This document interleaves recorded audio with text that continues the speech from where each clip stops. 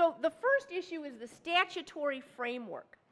Title II of the ADA covers public services, and public services specifically include public colleges and universities. So that's many of you. Title III of the ADA covers public accommodations and services operated by private entities. So even though it's called public accommodations, as you all know, it's really private entities that it addresses. And private entities are defined as specifically including private colleges and universities. So if you are here at the University of Vermont Conference on Higher Education and the Law, in all likelihood, your institution is covered by either Title II or Title III. And then in addition, we have the Rehabilitation Act of 1973, which came long before the Americans with Disabilities Act, long before Title II or Title III. And the Rehab Act covers all public colleges and universities, as well as private colleges and universities receiving federal funding. Now, if you were here yesterday, we were talking about Section 503 of the Rehab Act, which deals with affirmative action plans. And Section 503 does not cover private entities unless they are federal contractors, which means they're getting federal grants of one kind or another. But Section 504 doesn't talk about federal contractors. It talks about receiving federal funding, which would include financial aid funding. So basically, under one of these things or the other, everybody's covered. Now, as you know, the Rehab Act was out there for a long time, but the ADA has kind of subsumed all of that. So while the Rehab Act still exists, the ADA law is what's really setting the framework now as we go forward. Now, under Title II, the question is whether somebody meets the essential eligibility requirements for receipt of services or participation in programs or activities. So Title II has baked into the requirement for somebody who might be bringing a lawsuit that they have to meet the essential eligibility requirements. That's different from the other statutes we're going to talk about in a moment. Under Title III, nobody can be discriminated against on the basis of disability in goods, services, facilities, privileges, advantages, or accommodations.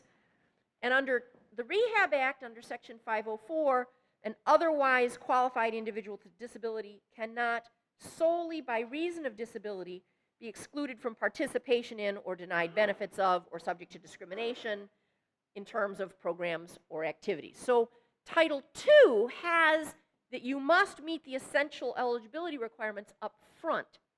Title III and the Rehab Act say you can't discriminate on the basis of disability and then have, as an affirmative defense, the direct threat issue. All right.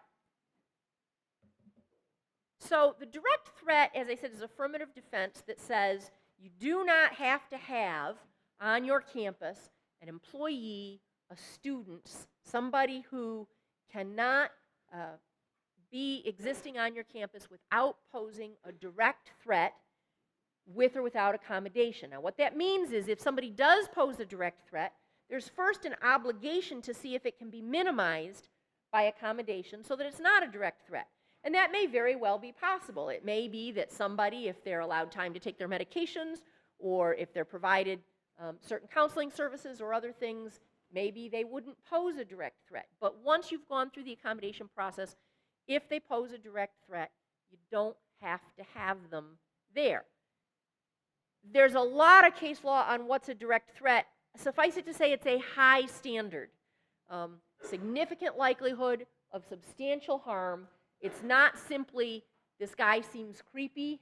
It's not simply, I'm worried or people are afraid. There has to be really some evidentiary proof of a direct threat existing. But if there is a direct threat, then universities, employers can act, notwithstanding the fact that the person has a disability that would otherwise be protected by law. So what does Title II say about direct threat? And the answer is absolutely nothing. If you read the statute, if you read the ADA and you read Title II, there is no mention of direct threat at all. What does Title III say?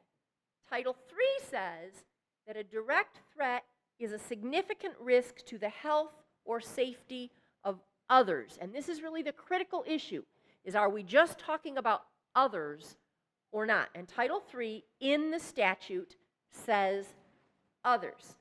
Title I, which doesn't have to do with your provision of programs, activities, services, etc. to your students, but does pertain to your employees, says you can prohibit employees who propose a direct threat to the health or safety of others. In other words, everything says others. What does the Rehab Act say? Health, safety, or property of others. All right? So it's pretty clear in the statute that the language is others. Prior to 2010, we had various interpretations of what this meant, and then there's been a shift. So I want to talk now about where we were before the big shift. The Department of Justice is charged with the Title III regulations. So they are the enforcing agency for Title III, which means if you're a private college or university, when you're dealing with your students, it's the Department of Justice that controls.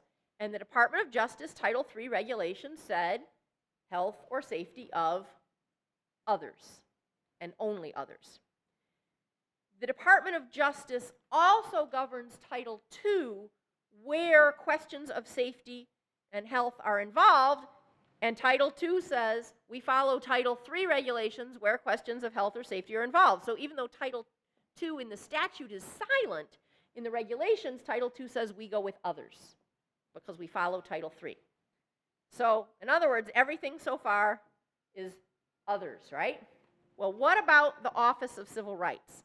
The Office of Civil Rights, as you know, governs a lot of matters involving education, and it says that the Rehabilitation Act and Title II, which has been delegated to the Office of Civil Rights, deal with the health and safety of himself/herself or others. So here we have not just others, but himself, herself. So in other words, if a student is suicidal, if a student poses a threat to himself or herself, and it doesn't have to be suicidal. It could be, for example, if a student is cutting herself and it's freaking out the person who lives in the dorm with her, or is otherwise doing things that could cause damage to herself, that could be a direct threat to herself or others. So in other words, when we're in the student setting, all of the language except for OCR said others, and the OCR said himself, herself, or others. What about the Equal Employment Opportunity Commission? The Equal Employment Opportunity Commission has jurisdiction over Title I, the employment provisions, for everybody, public, private, everybody. And it also has jurisdiction over the Rehabilitation Act for employment purposes. And the Equal Employment Opportunity has always taken the position under the Rehab Act and under Title I that the test is individual or others. So in the employment context, the statute, remember, just says others, but the EEOC has always taken the position that it's the individual or others, and it took that position under the Rehab Act, and it took that position under Title I. It's also just interesting to note that under Title I, the EEOC regs came out long before any of the other ADA regs. The EEOC regs actually came out before the effective date of the statute, whereas many of the other regs kind of followed after that. But the EEOC has always taken the position that it is self or others, the individual or others, similar to the position that the OCR had taken, but different from the regs put out by the Department of Justice for either Title II or Title III. All right, what have the courts done? Well, the first case that we had on this at a high level was the School Board of Nassau County versus Arlene. This is a 1987 Rehab Act case. And this case was then followed by Bragdon versus Abbott by the Supreme Court in 1998, which was an ADA Title III case. And in those cases, both the School Board of Nassau County and the Bragdon cases, the Supreme Court's upheld the Department of Justice regulations saying others and others only. And in doing so, they just looked at the plain language of the statute. There really wasn't a whole lot of argument about it except to say that's what the statute says, so how can you say that a regulating agency that simply parrots the words of the statute is wrong. And that was really the extent of the analysis. In 2002, however, we have the Chevron case, Chevron versus, I'm not even going to try to say it, that word. This dealt with Title I regulations, with the EEOC regulations, and in Chevron, the court upheld threat to self as part of Title I. So even though the statute itself said threat to others, the regulation said threat to self, and Chevron said that is a valid regulation using the enforcement power under the ADA. And the court had a couple of things to say about that. First, it said, in enacting the language threat to others, there's nothing to indicate that the legislator meant to reject threat to self. In other words, there was no legislative history saying it ought to just be others and not self. It just said others, but there wasn't anything saying others is limited somehow. And in fact, the court said threat to others doesn't limit whose safety could be considered, so there was nothing to say that the individual's safety itself couldn't also be considered. All the legislative history was about we need a direct threat defense, we need something about threats, but there wasn't any big discussion about threats to whom, and so the court said expanding it to self is a reasonable, permissive interpretation of the statute. The court also recognized we've got different agencies interpreting this language, and the statute provides for different agencies to be interpreting this language, and there's nothing to say that the agencies have to be consistent in doing that. I will say that that may legally be true. It is frustrating as all get out, and often, and if you were here yesterday, you heard us say this, it'd be really nice if the enforcement bodies would all just get in a room and hash some of this stuff out. But the court said they don't have to. And so if the EEOC wants to say self or others, and Bragdon and Arlene want to say it's okay to just say others, we're fine with that. There's nothing wrong with that. The court also looked at the legislative history and noticed that the EEOC did take the same position under the Rehab Act. In other words, the Rehab Act just said others. The EEOC regs said self or others under the Rehab Act. And when Congress was passing the ADA, it didn't choose to do anything about that. In other words, it didn't say in its legislative history, we reject what the EEOC, the primary enforcement agency of a big part of these acts, is doing. They used exactly the same language as the Rehab Act, and the court said, well, so they figured they're going to get exactly the same interpretations as what they got before, and they seem to be cool with that. I think that's giving Congress a fair amount of credibility that it may not have in terms of just how much thought went into all of this. I don't see anything in the legislative history that says we know what the EEOC is doing and we're going to not change the language because we're still fine with how they're interpreting it. I think this was more just copy the language out of the Rehab Act without necessarily thinking all of that through. But the Supreme Court said, look, they used the same terms before, they can use the same terms now, they interpreted them that way before, they can interpret them that way now. And if Congress wanted something different, it should have somehow said so. So that's what the court cases said. Also, pre-2010, we had some decisions through various opinion letters and whatnot out of the agency. So, for example, the Department of Justice was asked to participate in a report to President Bush after the Virginia Tech incident. Now, this report was not specifically an analysis of the ADA or the Rehab Act or any other disability act. It was a what happened on campus and what could be done differently and what should folks be doing. And in that report, the Rehab Act, or I'm sorry, the Department of Justice said where such a threat exists, information sharing on campus is appropriate to identify the threat and intervene. So in other words, they said where we've got a clear threat, you need to have departments of the school talking to each other, communicating with law enforcement, communicating with students. Because remember, in Virginia Tech, one of the real issues was notices didn't go out to kind of shut down the campus and advise everybody. In that report, the Department of Justice specifically used themselves or others. So you remember the guy at issue in Virginia Tech, he had shown some suicidal tendencies.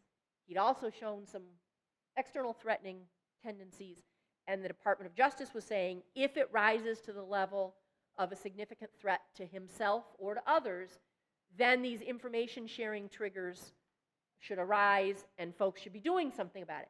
Now, in that, the Department of Justice did not specifically use the language direct threat, nor did they use the language sort of defining direct threat under the statute, because this wasn't an ADA opinion. But they clearly were saying a campus not only has the right, but arguably the obligation to take action when it has that kind of a student on campus and that kind of a threat is apparent, and the threat they were talking about was self or others. This is pre-2010, but not a lot pre-2010. OCR issued 2 resolution letters in 2005 under the Rehab Act. They issued one for Marietta College and one for Bluffton University, both in 2005. This is all in your paper, by the way. If you like to take good notes, that's great, but it's in the paper.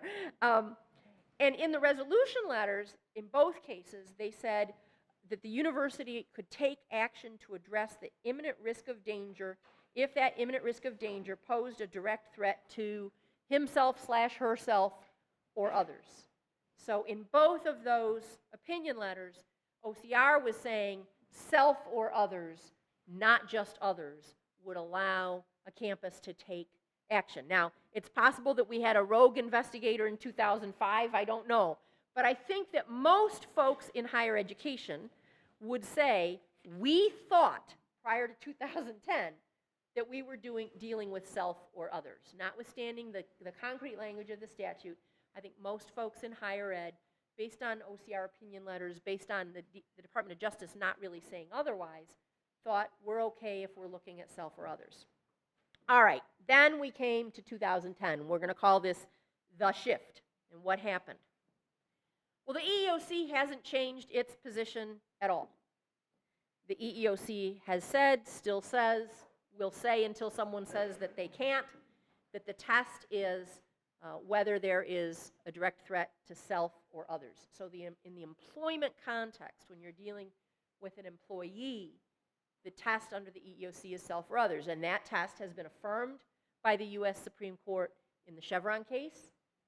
And so I think that test exists until the U.S. Supreme Court says it doesn't, or until the statute is changed.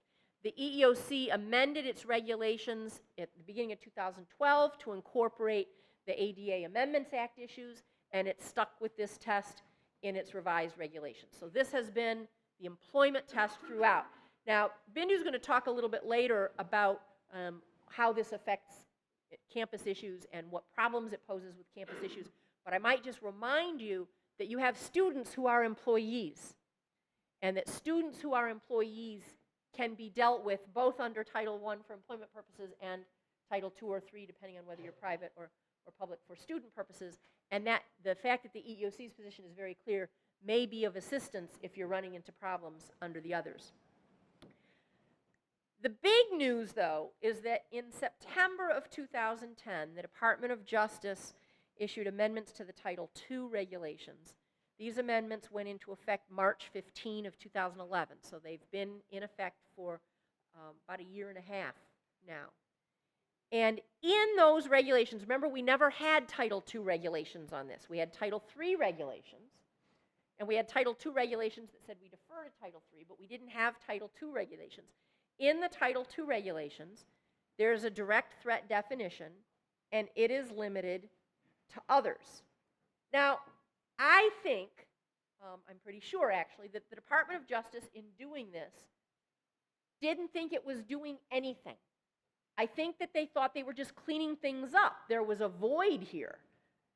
But it's not inconsistent with the regulations they've ever issued before. So if you say Title III is just others, and you say Title II defers to Title III for purposes of safety issues, Title II was just others. And now they put language in there that says Title II is just others. So I don't think that they had thought about this at all, really. I don't think that they expected there to be any response from any environment, campus or other words, saying, oh my goodness, what's going on? Because the actual language of the regs hasn't really changed that much. And I think maybe others thought that as well. I think folks maybe thought, well, it's just all meaning what it's always meant, and we're going to carry on as usual. However, in December of 2010, the OCR came out with what's known as the Spring Arbor letter. In Spring Arbor, a student left the campus and was applying for readmittance, and the school conditioned the readmittance on two things. One was a doctor's clearance, saying that the student could safely come back to the school, and a behavior contract, because the reason the student left the campus had to do with violations of some behavioral issues. And the student filed a complaint, and the OCR said, no, the university's requirements were not valid. Now remember, the OCR had been issuing letters, at least in 2005, saying self or others. Here, the OCR said no. It did not get into a discussion of the self or others issue. It didn't say, we don't have a protection for self, they're relying on a protection for self, that's invalid, or anything like that. But what it did is go through what the university had done to establish a direct threat or determine a direct threat, and in doing that, only used the language of others. The university has not done what it needs to do to determine that this student poses a threat for others. Therefore, the university cannot impose these requirements on readmittance of the student. So that was interpreted as, well, it sounds like OCR is now saying it's just others. However, then in January of 2011, so we're, a month maybe, 6 weeks later, OCR came out with a different opinion letter. This one was to SUNY Purchase. And in this case, they used the threat to self language. Here, the university had a policy that said they could remove a student if the student could not perform effectively in a dormitory environment or a college community without posing a threat to himself or others or disrupting the environment, and was either refusing treatment, and it didn't just limit it to medical treatment, it included counseling kind of treatment, or couldn't be helped by such treatment even if they're willing to go along with it. So in other words, the university had a policy which was not specifically a medical policy, was not specifically a disability policy, it was a behavior policy. And said, if you can't comport yourself on our campus the way we need you to comport yourself, to be in a classroom, to be in a dormitory, to be on the campus, if you can't, without either being a threat to others, being a threat to yourself, or simply being disruptive, whether you're a threat to anybody, we have the right to remove you. And it built into that what I'll call an accommodation requirement. It didn't use that language, but it built in that if this threat or disruption to self or others can be ameliorated by emotional counseling, by medical counseling, by something else, they would then do that. So as I said, they didn't treat this as a disability policy. They didn't use disability language. They didn't cite kind of the magic words out of the ADA or the Rehab Act. But the policy said, basically, if you can't do what you need to do to be here, we're allowed to get you out of here. And the OCR said, that's just fine. So it specifically upheld the threat to self language. Then in January of 2011, same time as the SUNY Purchase letter, there's a letter to St. Joseph's College. In St. Joseph's, they wanted to remove a student. In fact, they did remove a student with a mental health condition. OCR said that was not acceptable, but they didn't really focus on the direct threat issue. They focused on the discriminatory removal issue. In other words, they didn't say you can't remove the student because he only poses a threat to self and not a threat to self or others, although that was the case. There was no allegation that they posed a threat to others. But what they said is, you have a removal policy. Here, you didn't follow that removal policy. You said it's a medical issue and you just removed the person without going through that policy. So they treated it really as sort of a straight-up disability discrimination issue without getting into all of the direct threat stuff. So we've got all of these things in 2011, the Spring Arbor letter, the SUNY Purchase letter, and then the St. Joseph's College letter, none of which directly tackle the issue, none of which say, we're here to resolve the self-others conundrum, but which use either just others or self-others in doing whatever it is they're doing. And you know, we could argue all around the block on this. We could say that, you know, in the spring Arbor letter, which is others only, that the issue wasn't the focus on others, it was the focus on you didn't really do a direct threat analysis. We could say that in the SUNY purchase letter, it really wasn't a medical issue at all. It was a behavioral issue, and the fact that they threw some direct threat language in there didn't change it from being a behavioral issue, and that you could enforce certain behavior on your campus without regard to any of that. We could say that in the St. Joseph's, again, they focused on discrimination and didn't really focus on self or others. Since January 2011, we have this flurry of activity. We have new regs that go into effect, you know, early 2011. We have this flurry of activity. Radio silence, nothing. We have nothing from any of the enforcing agencies. What we do have since then is we have the higher ed community starting to organize to try to talk to the agencies about this. And Bindu will talk to you about that. She's going to talk to you about what some of the problems and challenges are, and we'll see what we can come up with. We have allowed some time at the end of all of this for questions. So once Bindu gets through, we hope you have questions, comments, discussion that we can have. We have a lot of folks here, so you must have some thoughts out there that could be useful. So this works now? Well, we'll see. Okay. Change it and I'll tell you. Push a button. There you go. All right.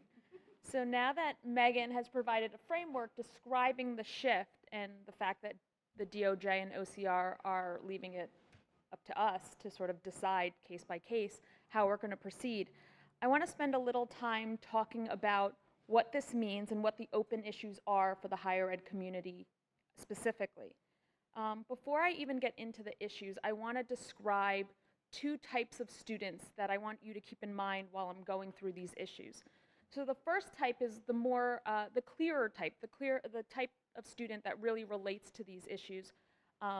The student that's demonstrating bizarre behavior on campus that seems to be a precursor for suicidal tendencies, so very clear self-harmful behavior.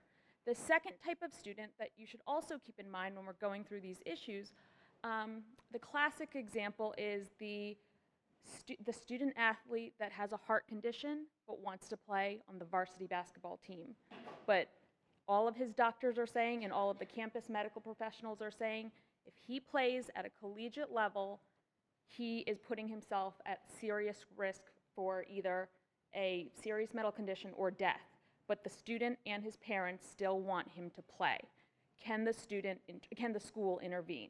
So those are the two sort of classic examples of students that I want you to keep in mind as we're going through these issues. So the issues I'm going to outline for you fall into two buckets. One are just sort of open issues, concerns for the higher ed community, and the second type of issues I'm talking about are sort of creative methods that the higher ed community has been using to sort of circumvent this DOJ-OCR confusion. So the first issue is probably the one that I feel most strongly about, and if any of the administrators in the room, I'm sure, feel just as strongly about it, and that is limiting an institution's ability to act only in harm to others situations versus harm to self situations intimates that there's a clear delineation between the two. Just sort of from my anecdotal experience, it's just not the case. Disturbing behavior of students falls on a spectrum. We never have a crystal ball. We don't know if that bizarre behavior is going to end up in a, God forbid, a homicidal tendency or a suicidal tendency.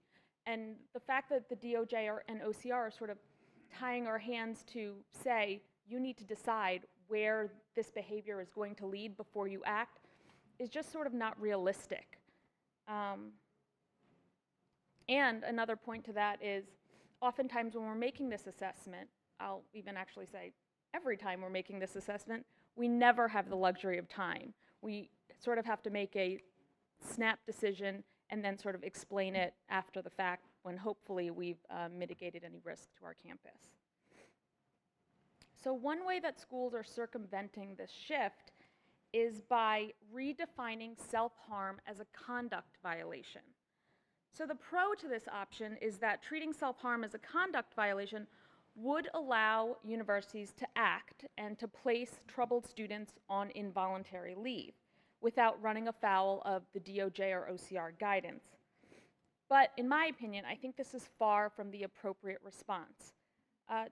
This brings up two issues. First, mental health issues that demonstrate in self-harmful behavior simply aren't conduct issues, and they shouldn't be treated as such. The second issue is if we treat these behaviors, these disturbing behaviors, as conduct issues, then we need to rely on the typical standard conduct process.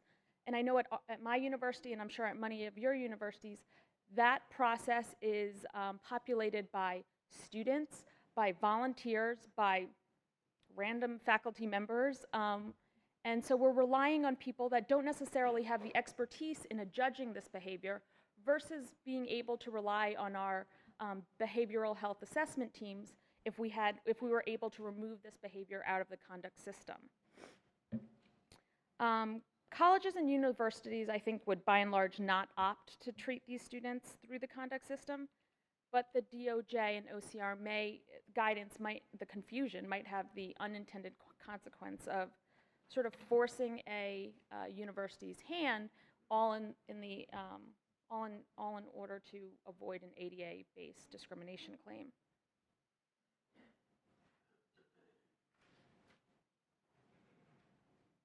There we go. So taking the conduct system one step further, colleges and universities are also getting a little bit even more creative and identifying potentially self-harmful behavior as just a disqualifier for continuing as a student or continuing as a resident in the residence halls or the dormitories. The rationale behind this is that schools are considering requiring basic standards of self-care as prerequisites for living on campus or continuing as a student.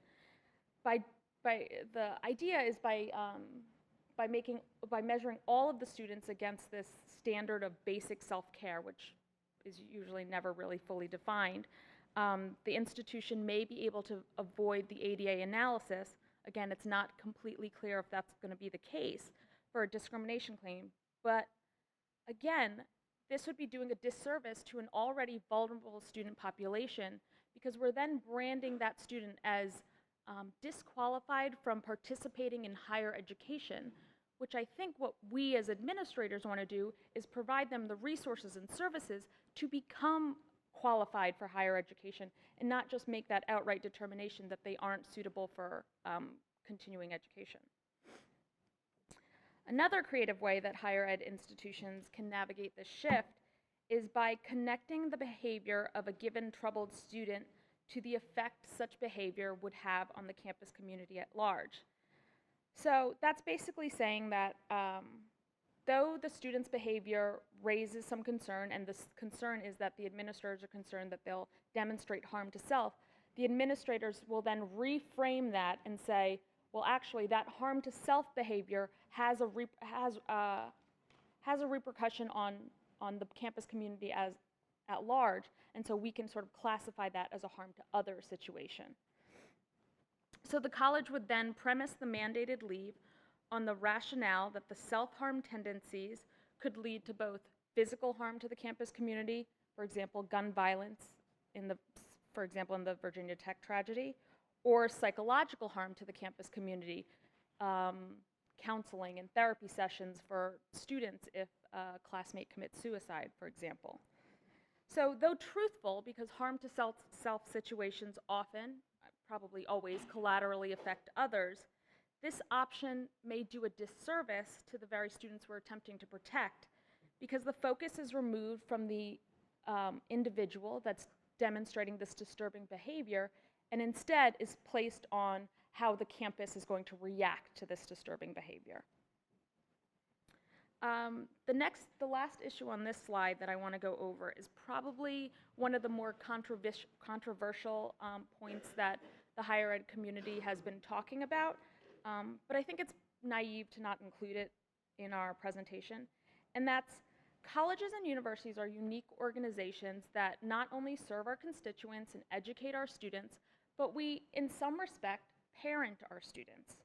So removing the harm to self justification ties the hands of administrators from helping students that do not necessarily either have the faculties to identify their self-harmful behavior or, in some regards, don't have the vocabulary to understand that there are resources and services that can help them through this process.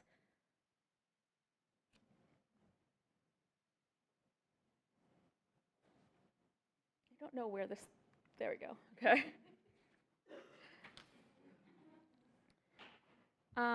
So now that I've gone over some of the issues and the open concerns of the higher ed community, it sort of begs the basic question of why are we even dealing with this shift in the first place? I wish I knew.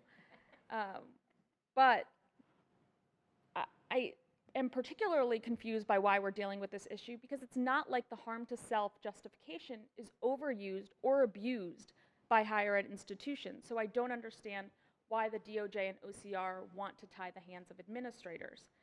Secondarily, as you can see from some of the examples I gave you of going through the conduct system or by making it a disqualifier for continuing in higher education, the universities could get creative and reach the same end without using the harm to self-justification. So all the shift really seems to be accomplishing is removing the university's last resort option when dealing with its most troubled students.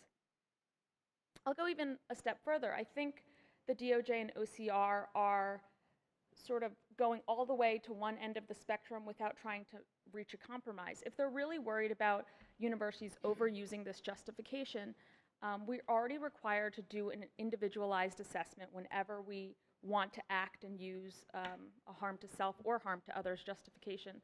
So the DOJ and OCR could better define what that individualized assessment is. They can put more parameters on that, make that assessment more nuanced before they say that you can't use the harm to self justification, you know, lock, stock, and barrel.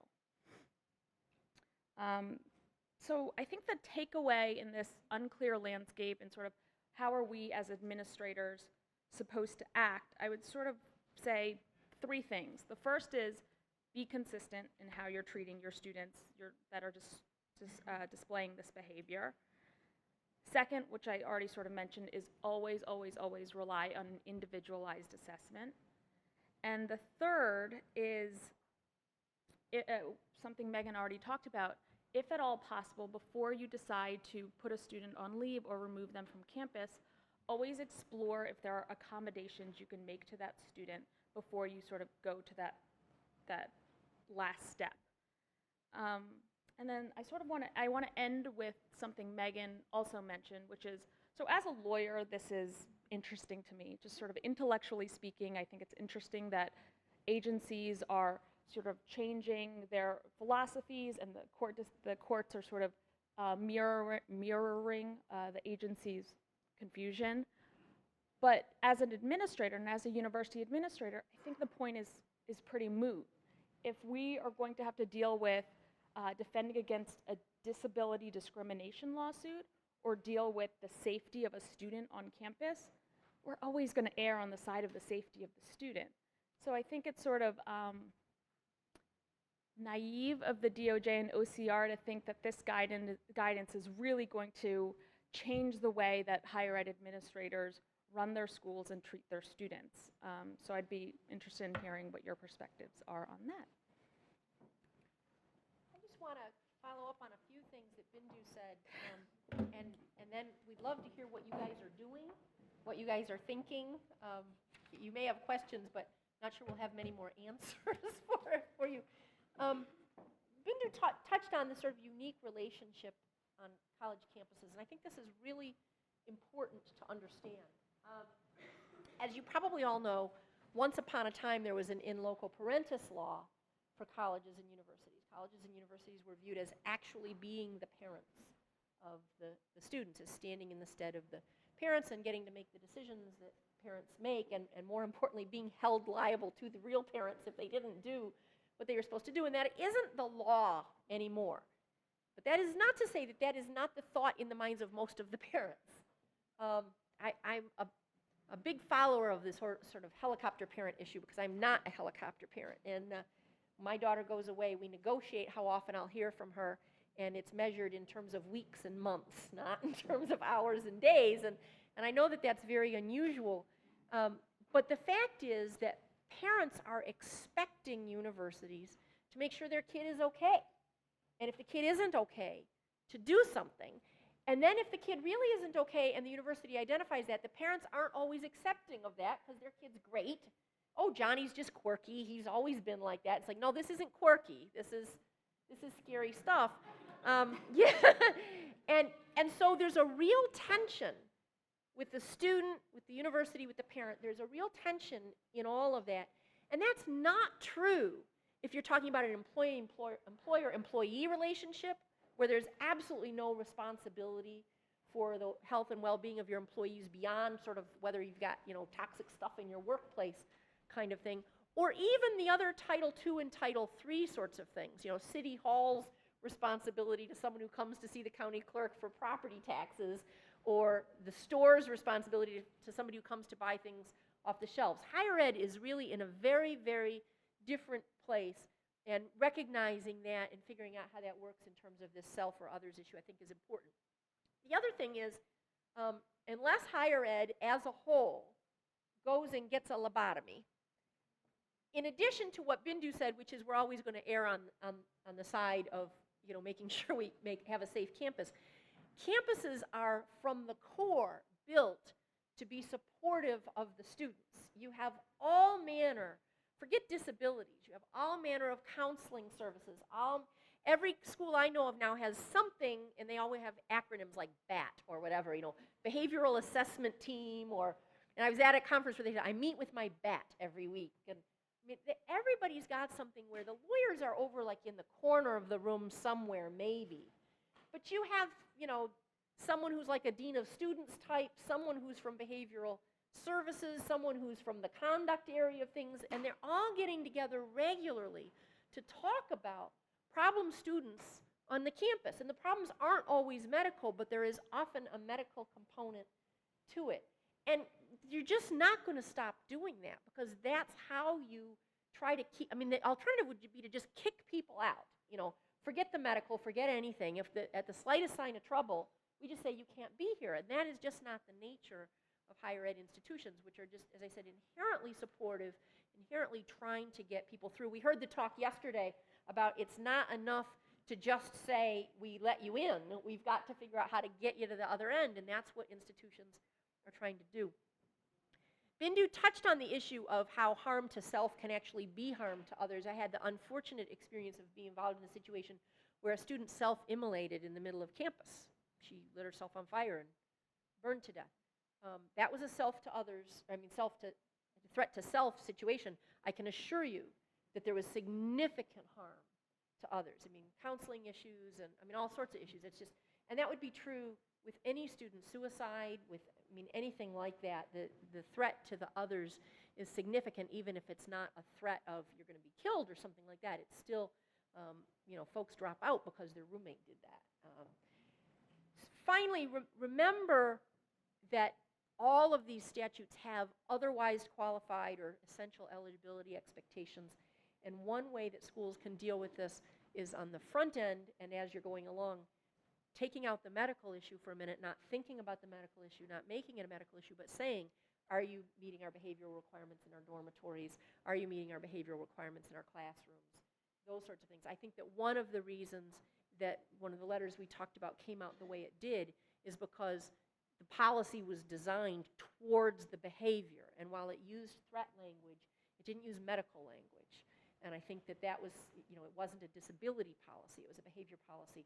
And I think that all of these agencies are trained to say, if you're not focusing on the disability, if you're focusing on your requirements for how you comport yourselves, you're more likely to succeed. I just wanted to mention quickly that what I'll call the NACUA letter. NACUA, as many of you know, is not an advocacy organization on terms of legal issues. It's a collegial organization, literally and figuratively.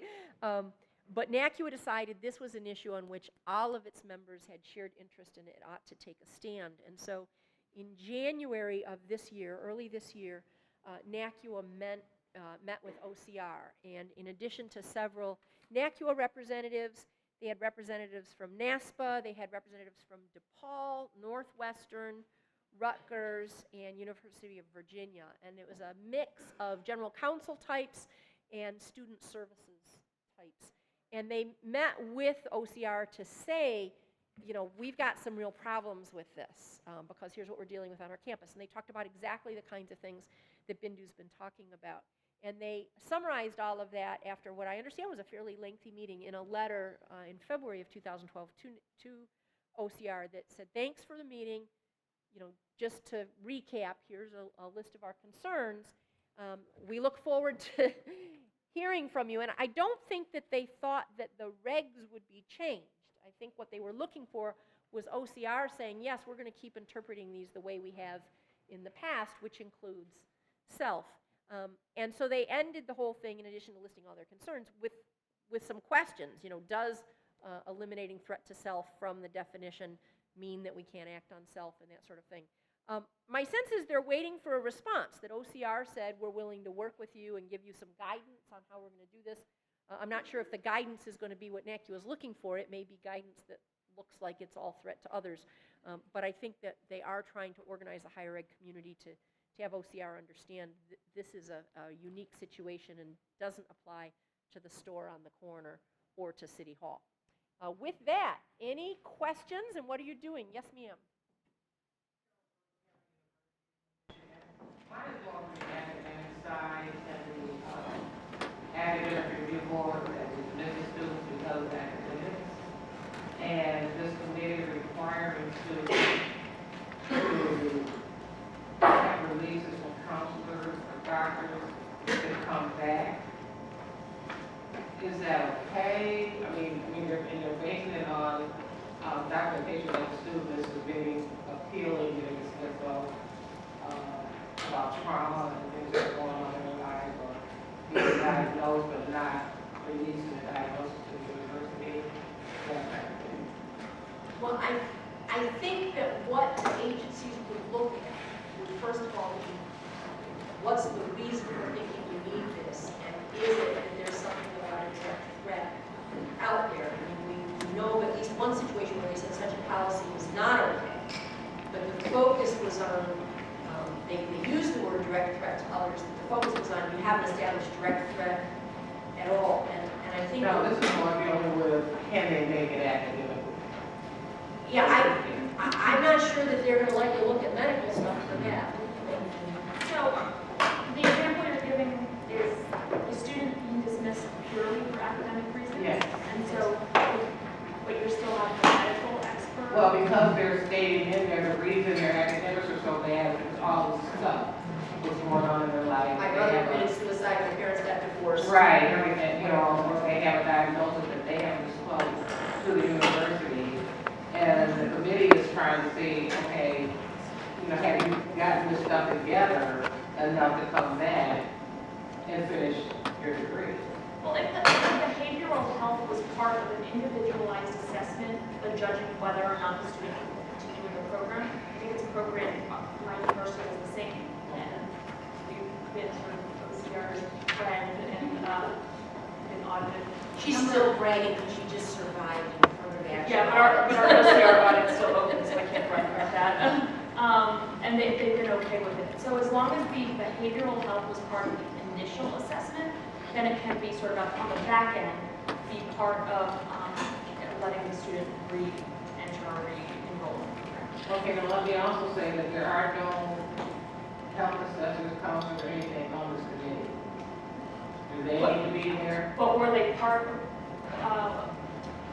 so our academic program also does not have behavioral health people on the committee, but our behavioral health experts provide letters, assessments to the committee for review, unbiased representations of their treatment of the student to the committee for their review. And those people are also available for the committee to ask any questions to those issues. It sounds to me like what you're saying, and I may be interpreting this correctly, is the student isn't doing well academically, the student goes through the academic process, the student is dismissed academically, There's no behavioral health, there's no medical, there's no anything, the student just flunks out.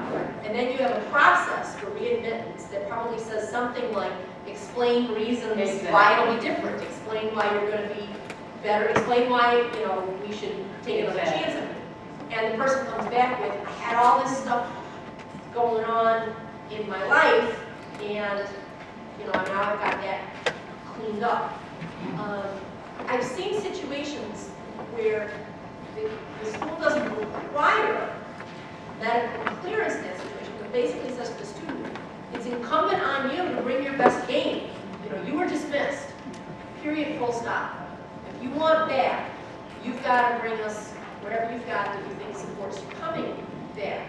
And we'll take it for what it's worth. And if you aren't prepared to disclose your diagnosis, if you aren't prepared to have medical reports, that's okay, but we're going to work with what we've got. I think that... And this committee has taken the stand of they want doctor education to say this is adequate because the school is so expensive. And they don't want students to get to junior or senior, now we're going to out for good, and now they're saying, why didn't you come before? I think that's actually, to me, that's a close call. I think that it's fine to say we haven't provided us adequate assurance that it's going to be better, but since the discharge was purely academic, I think demanding medical when we didn't have any, I don't think that's a threat issue. I think that's do you have your act together issue, and it's how much completed you have your act together. And I don't think that the OCR would really look at it as you've got evidence of a threat, because you didn't No, discharge. there's no threat, other than the student is working all this stuff that went on. Yeah, I think Bindu's right, that if the student goes out, in part because of behavioral issues, you're going to be allowed to assess whether those behavioral issues have been fixed.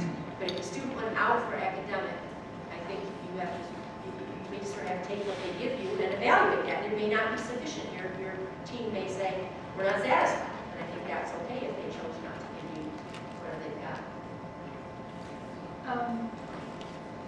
Lee Williams from Wheaton College. And I really appreciate what both of you said, that you assume that our default will always be to keep our campuses safe and our students safe, and to err on the side of educating our students.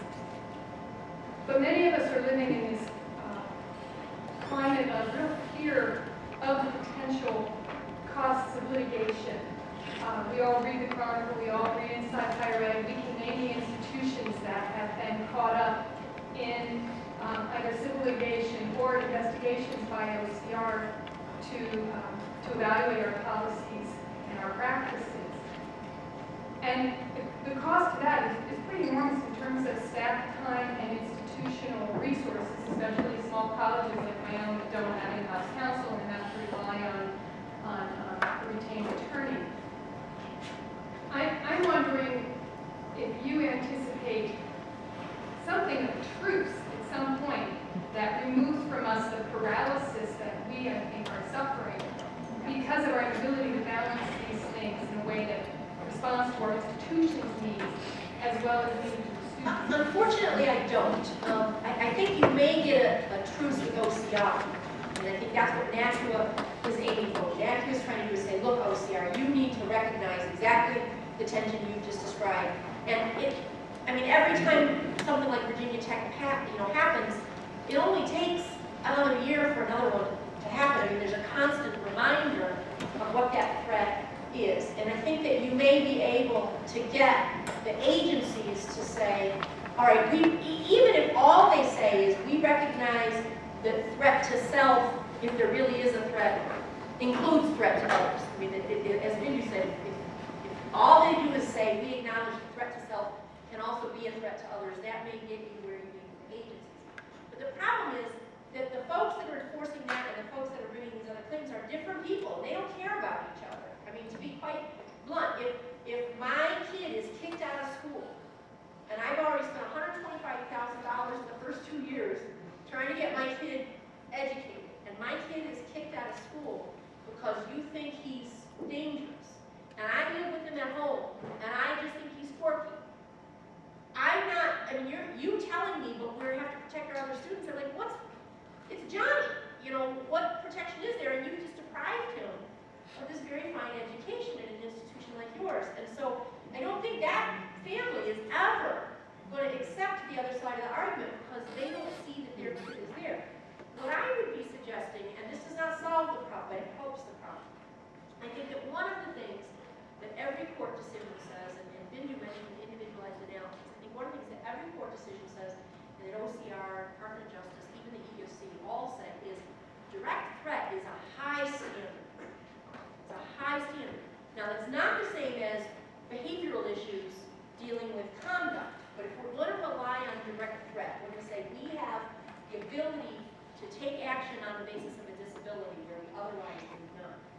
That is a very high standard, and I think there is a tendency to be paternalistic. We know what's best for you.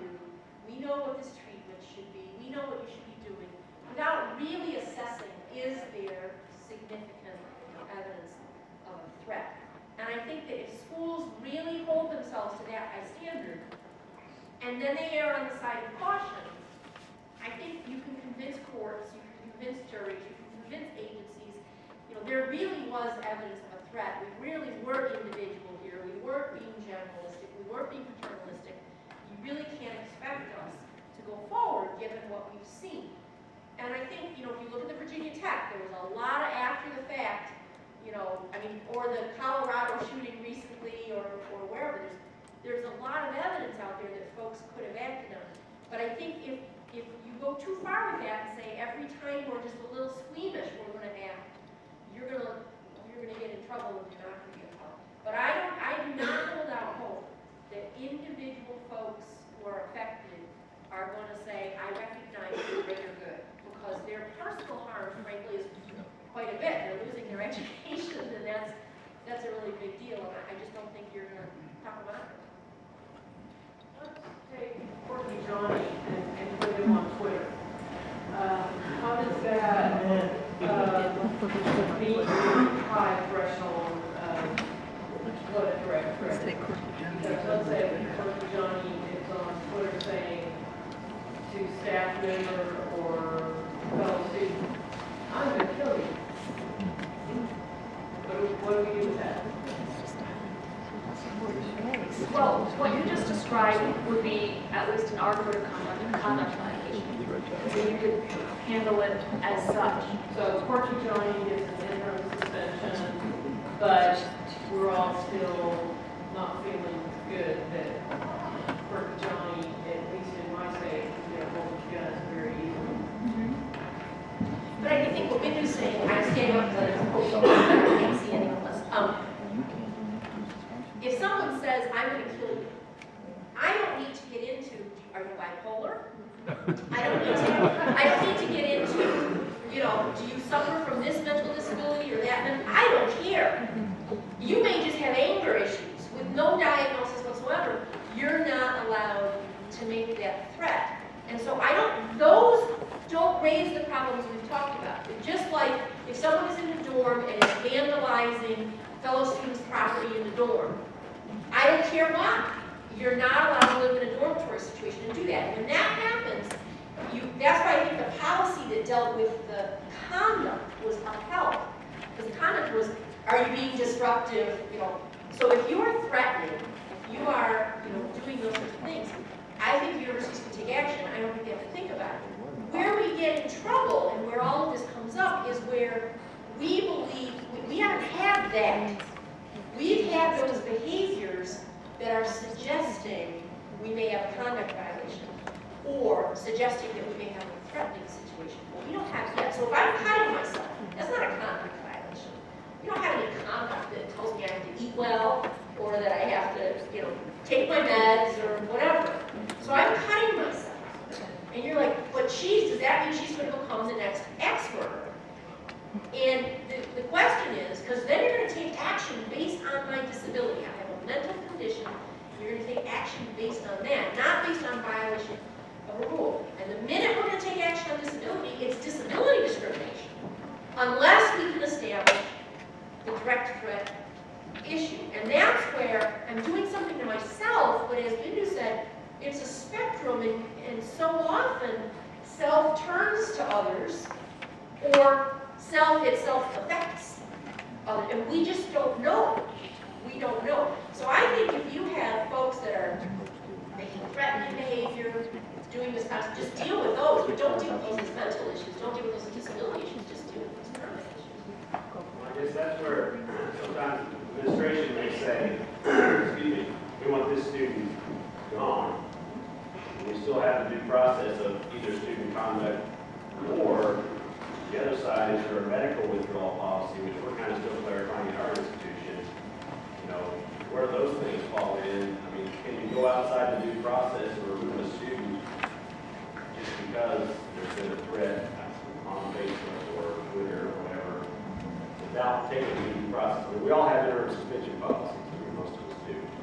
So for that 3 or 5 days, we can do that a little longer if we need to. But can we go outside? Can an administrator, such as the president or someone else, say, I want this student gone and I'm willing to take the risk of the lawsuit without no due process? Well, then it's a risk.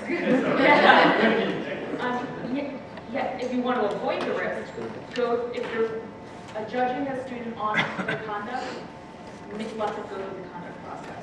Even if that means that you're calling all of your conduct officers in on a Sunday, and they're doing that conduct hearing at Sunday at 6 a.m., go through the conduct process.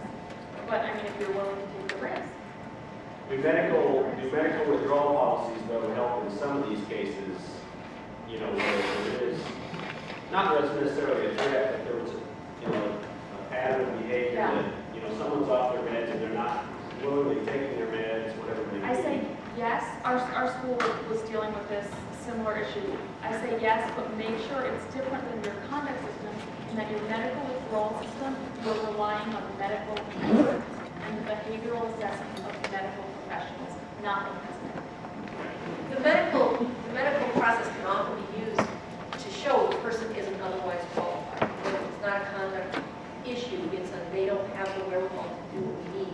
One of the challenges that campuses have, and we were alluding to this earlier, conduct is conduct, it's a misconduct issue, and often these behavioral health issues, the school doesn't want to treat them as misconduct. The school wants to provide it some support and try to get the person in the right place. And in the best of circumstances, the parents get it.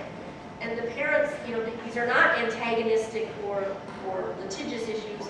It's a how can we, you know, best help the kid to get to where the kid needs to be, or which may be not here. It's just that when the parents don't agree, then you know, it's a more challenging situation. Yeah.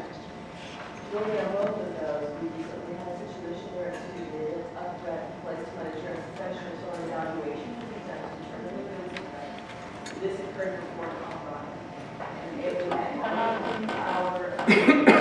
we were going to our in-house host, yes. A couple of days past, Colorado had a day that we want this to be out of our university, you know, for now with the university system. Do you think that is an issue, having in-house folks do threats and behavioral assessment? So just to repeat, because I know some folks couldn't hear it, this is one where the case was kind of pending when the Colorado incident hit. So folks got, understandably skittish and decided we do not want to have an internal behavioral assessment. We want to have an external behavioral assessment. And is that a problem? Does it matter whether or not your internal folks are doing those assessments, or is that, does it seem like it's a conflict of interest in some way for them to do this? I don't see the conflict of interest. I mean, our behavioral health assessment team is populated with the experts. So I'm comfortable referring to our behavioral health assessment team. And I'm not sure whether you do it internally or externally, that will insulate you one way or another. And as you guys all know, the result is the result, and it's exactly, you're gonna get second guessed if the results in the end, no matter what. Oh, we got a bunch now. Middle here because this side is quiet, then we'll come back over. Is the standard just decide if you're not removing a student from the school altogether, just residents? Is the standard the same if you're just removing them from residents? So residents would be a program, service, or activity provided by the school, so the person can certainly complain if they're just being removed from the residents.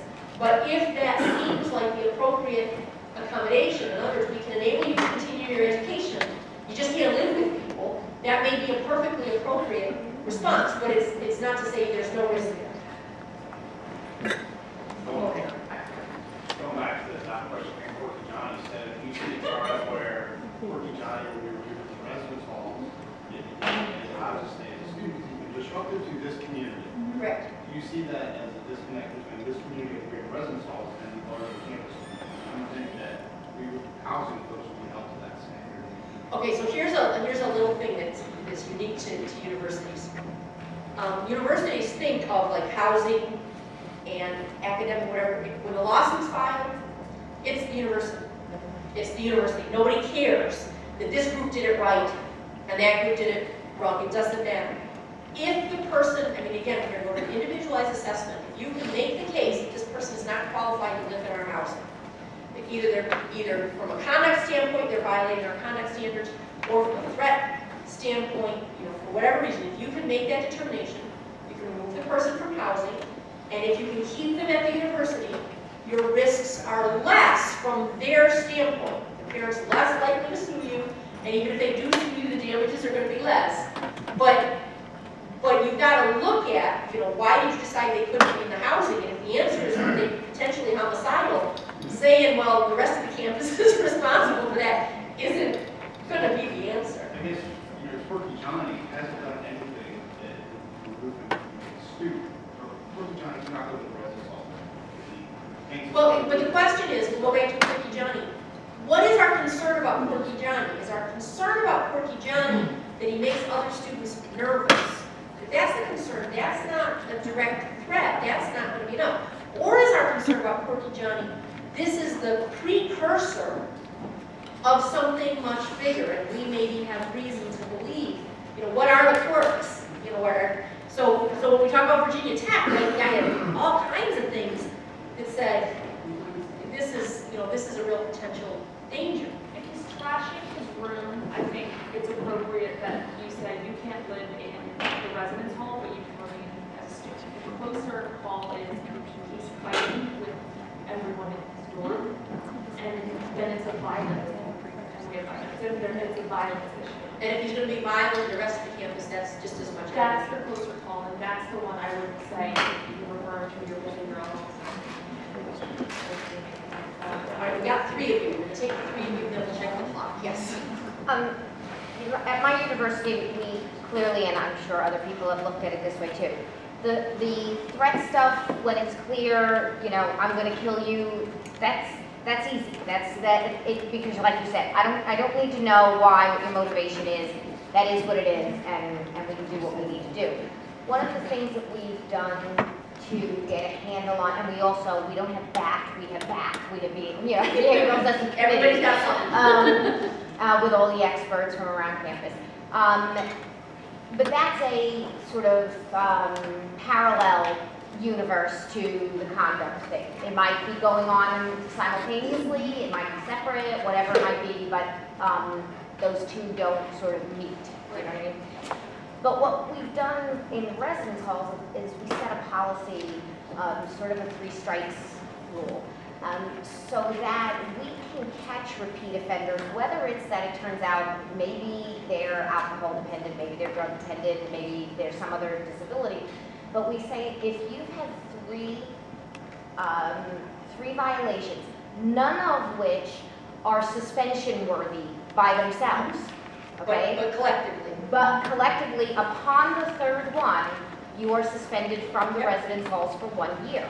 And it sort of hits a pause button. And I think that one's safe because it's not tied to the disability. Exactly. It's completely separate, and they don't have to be 3 of the same thing. So if it was an alcohol violation, a drug violation, and a vandalism, we have reason to believe you disrupt university activities, you're suspended from the residence Our hall. time card person is sitting right there Sorry. like this, I'm gonna twitching. be quiet. We have one right here. Yes, ma'am.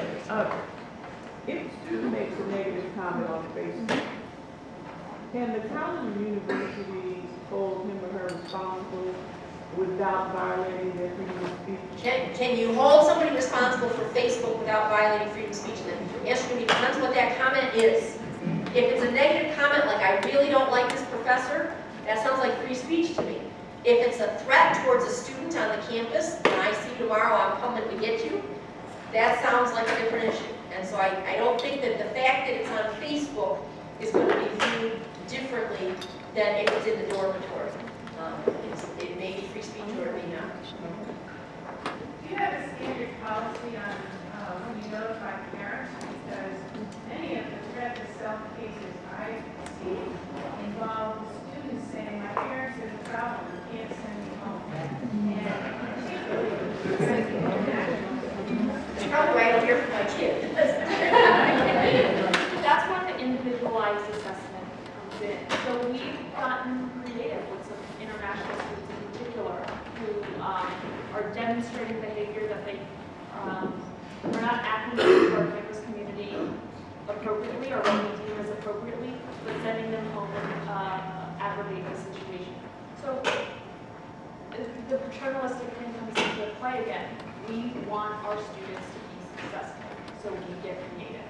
And if that means that you can stay on campus for the winter session and we'll have tutors, we'll do that. So that's going to be an individualized assessment. And on a legal basis, that also protects us so that when we do end up, the student doesn't remediate, we have to keep them off campus. We can't, the courts can't say, you sort of really is your reaction problem where the parents claim you should have notified them? well, I guess age comes into play there. So in the circumstances that I was discussing, Yeah, if the person is 18 and up, the parents' rights aren't exactly what parents think they are. That's a different story for a different day. Well, our time is up. You guys were fantastic. Thank